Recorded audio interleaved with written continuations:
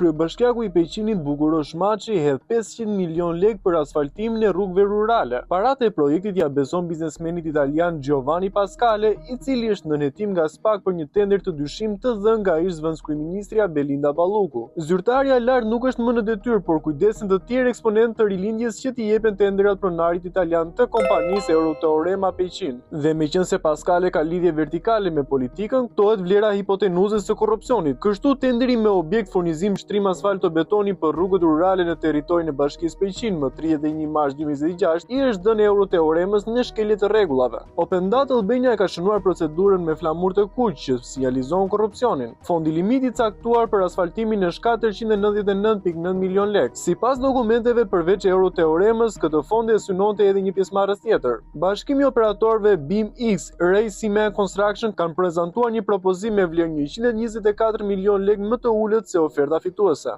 Komisioni i vlerësimit do ta skualifikonte me argumentin se oferta është anomalisht e ulët. Në fakt, më shumë mundësi ka që fondi limit të jetë fryrë që të kënaqet miku i rekomanduar nga lart. Më e pakta që mund të bëhej, duhet të anulojë tenderi pasi oferta vetme e vlefshme është gati sa fondi limit. Megjithatë, Bukurosh Maçi ka vazhduar formulën e favorizimit të Euroteoremës. Një shqetësim na lind nga rezultati i tenderit. Rrugët nuk do të asfaltohen siç duhet dhe kush e di se kur mbarojnë. Kjo tabel tregon afatin e përfundimit të urës së Vodicës në Vlorë që po e ndërton Euroteorema Peqin. Objekti i cili po i kushton buxhetit të Bashkisë së Lenic gati 1 miliard lekë premtua se do të ndërtohej për 4 muaj. Kështu të paktën tregon tabela vendosur në hyrje të urës së vjetër që lidh fshatin Vodicë me rrugën Kurç-Qeparo. Punimet kanë nisur në muajin nëntor të vitit të shkuar. Pavarësisht se afati 4 mujor ka kaluar qysh në fillim të marsit 2026, firma nuk ka kryer as 70% të punimeve. Deri tani zbatimi i projektit është ende tek themelet, ku duket se duhen edhe shumë muaj të tjerë që të përfundojë ndërtimi i urës. Ky është tenderi i Bashkisë së Lenicë me objekt ndërtimi i urës së fshatit Vodicë me fond limit 995 milion lekë. Megjithse data shpatjes së fituesit është më 22 shtator 2025, punimet nisën në nëntor. Por kush e ndihmoi Euroteoremën të merrte tenderin e urës së Vodicës? Deputeti Vullnet Sina i shfaqet nga këto ditë dhe inspekton punimet. Në vend që të kërkojë llogari për afatin, flet për premtimet e mbajtura. Lidhja politikanit me Giovanni Pascale nuk është e rastësishme. Italiani ka hyrë në familjet e rilindjes. Për më tepër, kompania e tij është regjistruar në dosjen e SPAK për Ballukun. Hetimet kanë gjetur të dhëna se edhe tenderi Unazës së Madhe loti i 4 është diktuar nga Belinda Balluk dhe është i paracaktuar. Ndaj saj është ngritur pikërisht akuza re, gjithashtu për shkelje të barazisë në tendera për rastin e Unazës së Madhe.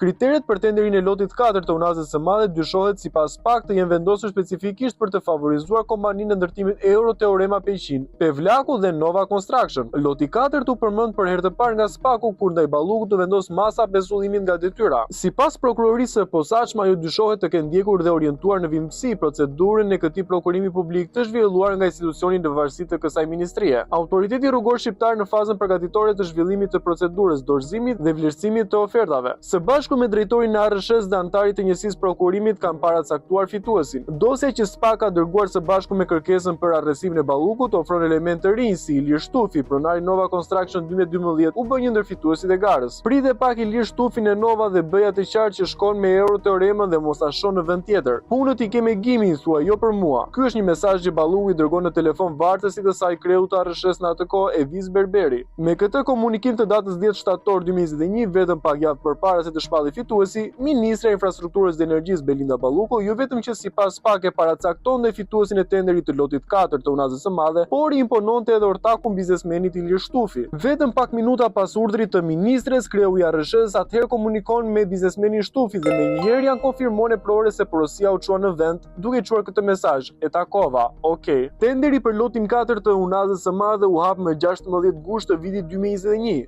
Fituesi u shpall më 6 tetor dhe kontrata u lidh më 21 nëntor 2021. Biznesmeni Ilir Shtufi është marrë në pyetje për rastin në fillim të muajit dhjetor të këtij viti. Sipas dosjes së SPAK-ut, ai ka deklaruar ndër të tjera se stafi i tij kishte hyrë në diskutime edhe me inxhinierët e shoqërisë Euroteorema Peqin, por përfaqësuesit e kësaj shoqërie kishin kërkuar mazhorancën e punimeve dhe ai nuk ishte entuziast për këtë bashkëpunim. Gjatë kësaj kohe, kur ende nuk ishte vendosur bashkëpunimin me shoqërinë Euroteorema Peqin, është njoftuar nga inxhinieri i shoqërisë së tij, Nova Construction, që të takonte Evis Berberin. Ai e kishte kërkuar disa herë për ta takuar. Shtufi deklaron se duke qenë se Evis Berberi ishte titulari i autoritetit kontraktor në tenderin që shoqëria e tij donte të konkurronte, e ka takuar atë. Pas këtij takimi me Evis Berberin, ka vendosur për të bashkëpunuar me shoqërinë Euroteorema Peqin. Në vitin 2021 2001, ish drejtori Evis Berberi firmos fituesin e tenderit të lotit 4 të Unazës së Madhe të Tiranës. Sipas dokumenteve, fituesi i lotit 4 ishte një bashkim operatorësh, Euroteorema Peqin, Pevlaku dhe Nova Construction 2012. Fondi limit ishte 2 miliard lekë të reja. Fituesit ofruan 1.991.017.847 lekë, ose